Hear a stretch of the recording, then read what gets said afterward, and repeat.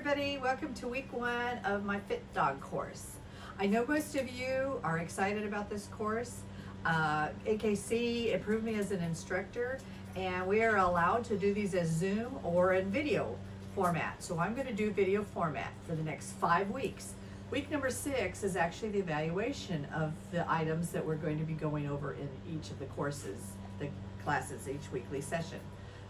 Before we start, I know that everybody in this class, know most of you people, I know most of the dogs, so there's some basic concepts that we need to know about, and one of those is either a spot word or a clicker trained concept. So we're going to ask Kevin,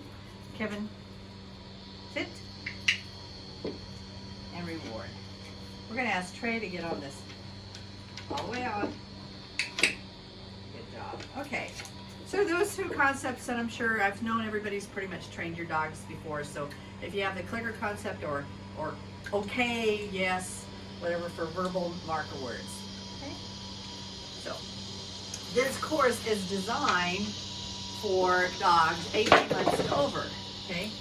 This puppy is only 4 months old. He's going to learn some of these items. Any of you that have puppies can train them, but do not do repetitions any more than 5 times on any of these things we're going to be learning. Okay, I will not be able to sign off the course success on anything under 18 months of age, but you're more than welcome to use what we're going to learn in the course on your puppies. Okay. Thank you, buddy. Okay, we're going to talk about some of the equipment. I have these platforms. If you have, we're going to use our climbs also, but if you have the Cato boards, I've just got these handmade Cato boards that I use for training agility, and we're going to use something like this. What AKC's decided is that there were studies done that showed the dogs actually learn a lot more faster and easier when they're on an elevated surface. So we're going to do most of our exercises, and we're going to start with an elevated surface. So if you've got something like this, if you've got the Cato boards at home, or if you actually have climbs, I'll be doing most of the demonstrations on our climbs. But if you have something like this, the elevation is good. If you use anything higher than like a 12 inches or so, for those of you that are going to try and do stuff on grooming tables, then try to make sure that your dog is either getting steps to get up the grooming table, or you're lifting them on top of the grooming table, so you're not doing anything to encourage an exercise after they might have injured themselves jumping that high. Okay. One of the things that we'll do in this FITDOG is we're going to talk about the concepts of fitness in a cardio, a flexibility, a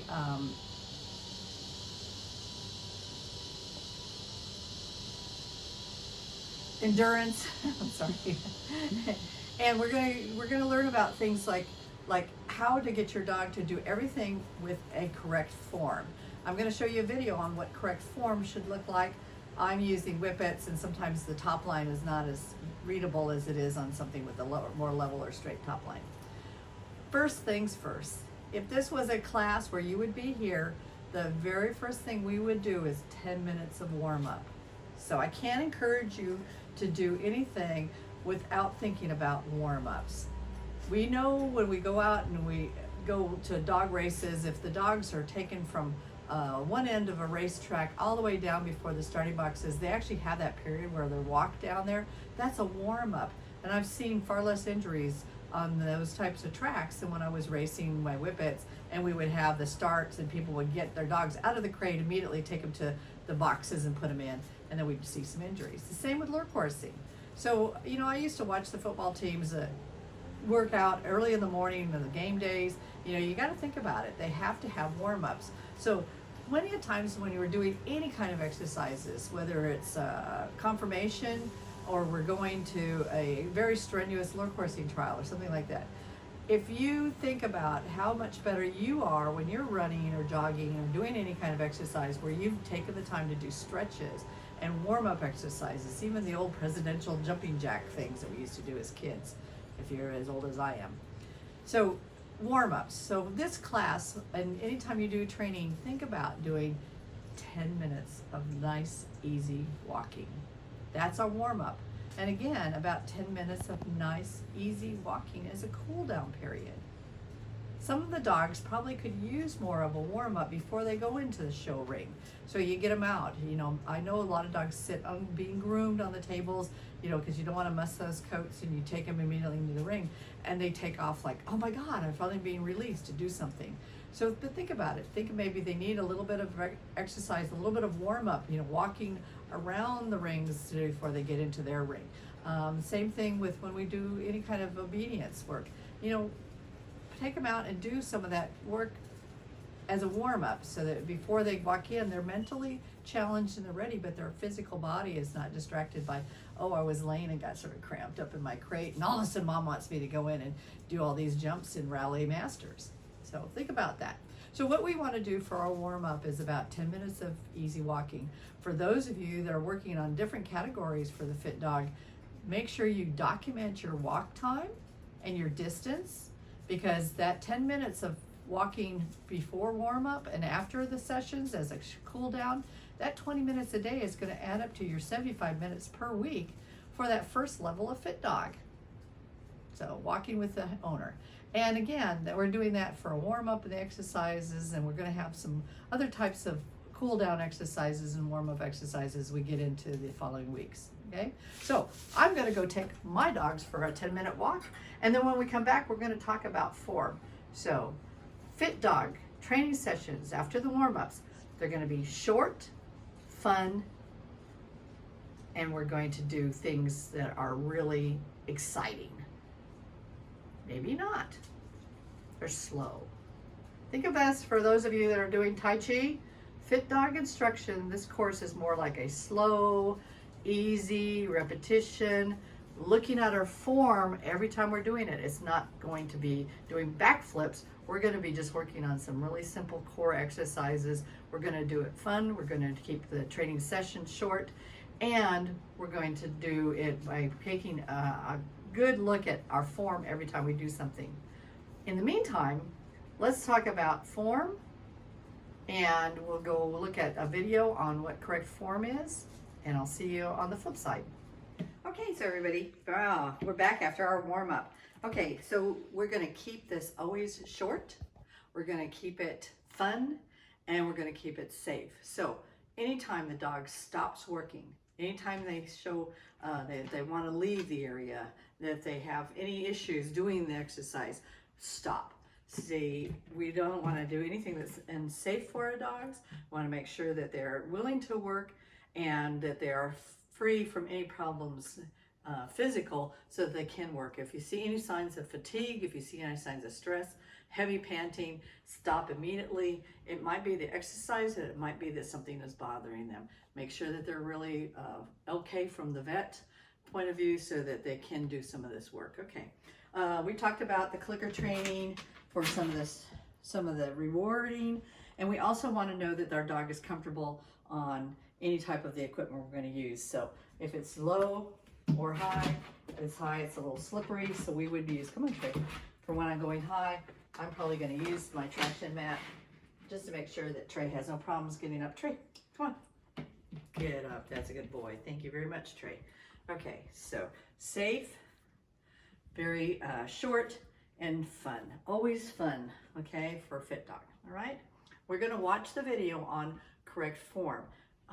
It's not as easy for me to show with this curve whip at top line, so I want you to see the AKC video that I watched on how we want to have it with the correct form, and we're not going to have the dogs do anything without checking the form. That's why I said this is slow, and we're always going to be observing our dog's form as we're doing these exercises. Okay, let's go to the video. Asking him to do any kinds of exercises before he's achieved proper form in the standing position. So if you guys can see with him up here, I'm just holding him steady. His back is just a little bit roached. What that means is that there's a slight curve to his spine this way. And that's because his rear feet and his front feet are a little too close together. He's kind of doing a goats on a rock thing. So I want to make sure that I get him into a nice balanced stand before I have him do anything. Some other things that you should look at with this form with him right now is that his front feet are really close together. They're almost touching here, whereas his rear feet are really splayed out. All right, so I want to make sure that before I ask him to do any exercises, that he is standing in a nice neutral stand. So I'm going to come over here to the front of the climb, and I'm going to get him to move backwards a little bit, okay? And then I'll lure him slowly into a nice standing position. So you can see already his spine is much more level here. You can also see that his front feet are a natural width apart, and his rear feet are a natural width apart as well. Now, what's neutral or normal for my dog Rue is that his rear feet are always a little easty-westy. So that's something that I'm going to keep in mind. There's nothing that I can do to change his conformation at this time, but his rear feet are always going to point in and out out just a little bit. All right, so now that I've got him in this perfectly nice natural stand, then I can ask him to do any one of his fitness behaviors. So his forelimbs are a natural distance from his rear limbs, so he has a nice long back. His hocks are going to be perfectly perpendicular to the ground, so they're not overextended or hunched underneath him like a goat on a rock. So what we're looking for is those hocks are going to be perpendicular to the ground for him, just like that. Nice little bomb hairs there. And that his spine is nice and long. So he's got his weight is balanced from front to rear and from left to right, so he doesn't have any of his feet out to the side or anything like that. Now, one other thing that we want to look at is also their spine and their neck. So if I hold treats here and I don't let Rue have it, but I let him nibble on it, you can see that his head is twisting from side to side. I want to make sure that I'm not encouraging that behavior with how I'm rewarding him. So I'm not going to ask him to do a bunch of repetitive motions where he's twisting his head side to side. I really want to make sure that his nose is parallel to the ground, so not hyperextended in any exercise, and also not too far tucked underneath him either, or stretching too far out, unless it's particular for that exercise. So most of the time, nice level muzzle compared to the ground that's underneath them. Same thing for their top line.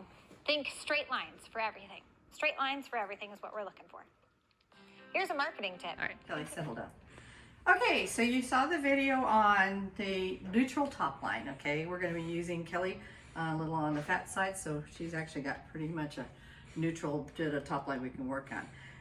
This class teaches a lot of stuff starting off elevated, like I said. If you use the Cato boards or stacked Cato boards or something handmade like you saw my agility boards, pretty much they're asking everybody to teach these classes with a climb. Great marketing tool for AKC in partnership with the producers, manufacturers of the climbs. I actually had one, so we got a second for this class. You don't necessarily have to have them. You're going to start with the dogs on the elevation, and eventually we're going to go down to the floor, and then we're going to add an additional uneven surface that will actually increase their use of the core muscles and makes it harder and difficult, and we'll talk about that as we get into this course. Okay, so we're gonna set Kelly up. Here, Kel. The first thing we're teaching in week 1, we've got a neutral top line. Kelly is, Kelly, touch. Kelly, touch. Good touch. Kelly, hand.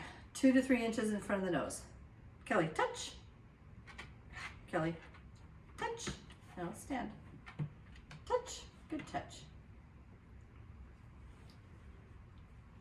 Try to keep your nose parallel. Kelly. Get back up here. Come here. Up here. Parallel to the ground. Check your form as you're doing the session. Good girl, Kelly. No, you gotta put that foot back. There you go. Okay, keep the nose parallel to the ground. Kelly, 2 to 3 inches, touch. Good job. Kelly, here. Kelly, touch. Good job. A little longer duration that time. She was starting to sit. I would want to keep her top line in that nice neutral position, okay?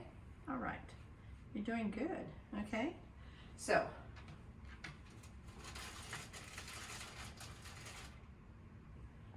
again, let's not have her twist her head back and forth. Try to keep the nose parallel. Kelly, touch. Kelly, touch. Good job. Come on. Keep your form. Kelly, touch. Nope. Move back. You're not getting it until you stand up. Come on, here, stand. Come on, back up here.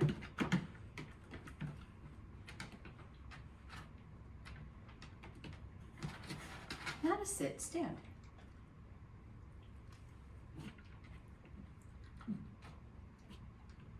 Okay.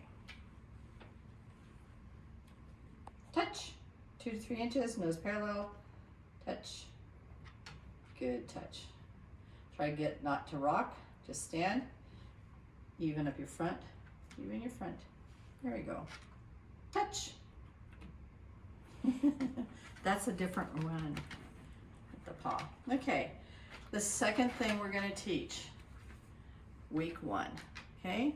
You're going to get that touch on the top, and then we're going to go, come here, Kelly, come here, Kelly, Kelly, Kelly, here, come here, stand, Kelly, touch, stand, Kelly, come here, come here, Kel, busy butt.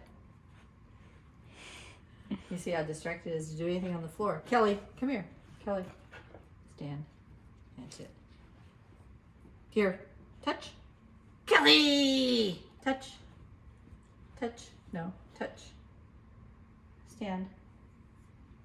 Stop. Touch. Sorry. Okay. All right, the second thing we're going to learn this week, and we'll be evaluating our progress on that touch, is the tuck sit. So most of my dogs know sit real well. I've taught them, unfortunately, by raising the bait high, and they sit with what is known as the rock back sit.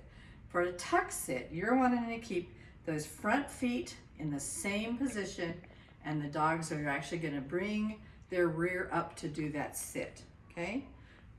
For me, we're going to teach it by using some gentle pressure on the collar so that Kelly has to use, here, Kelly, sit, sit. She can't rock back for it. Good sit. She rock back a little bit. Let's move her back here. Come on, Kel. Come here. Here. Try it again. Come on, Kel. Tuck, sit. Okay. Come on, let's try it again. Come on, Kel. Come here. Okay. Kelly. Tuck, sit. There, we're starting to see the rear come forward to get us that sit, okay? Come on, Kelly. Tuck, sit. No, you can't slide back. Come here. Scoot up. There. Here, sweetie. Let's put this here. Okay, come on forward. Kelly. Tuck, sit. Yeah, getting a little better. Okay, come here.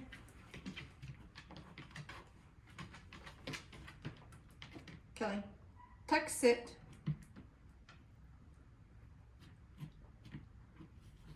Excellent. Really. Okay, after a week, I expect to see a real improvement on Kelly. Okay. Keep it short. Keep it fun. Keep her form neutral. Tuck, sit. Now you gotta bring it forward. Try it again. Tuck, sit.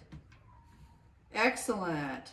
Not any movement on the front that time. Come here. Let's try it again. Last repetition, Kel. Okay, come here. Tuck, sit. There we go. Okay.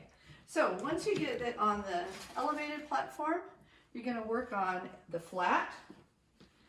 Here we go. Come here, Kelly. Kelly. Tuck, sit.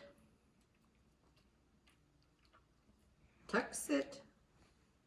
Okay. Gentle pressure on the collar to keep her from rocking back.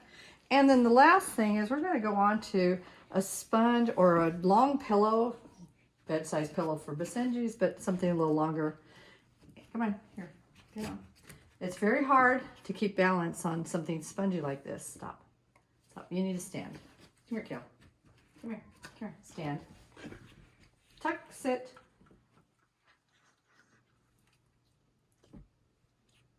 There we go. Very good. Okay. Those are the two things we're going to learn this next week. Okay? So, keep it short, keep it fun, keep it safe. Anytime the dog stops, doesn't want to do anything, that's it. Stop the session, change what you're doing, okay? So we've worked on the touch for week 1. I want to see Kelly's good form. Kel, come here. Kelly, come on, get up here. Hop up. Come on, here. Wait. Kelly, touch. Touch. Good. Yeah, you can have it. Here, Kelly. Kelly, touch. Kelly. Here, touch. Everybody's looking at touch. Good job. Come on. Check the form every time you're doing this. Come on, Kel. Good girl. And this week's homework. Kelly, there you go. Tuck, sit. You're still rocking back. Try it again. Tuck, sit. There we go. Bringing that rear forward evenly. Okay, so that's your homework. And then remember, we've got 10 minutes of cool down period after asking our dogs to really think, because it's very hard on sometimes these blondes. Good job, Kelly.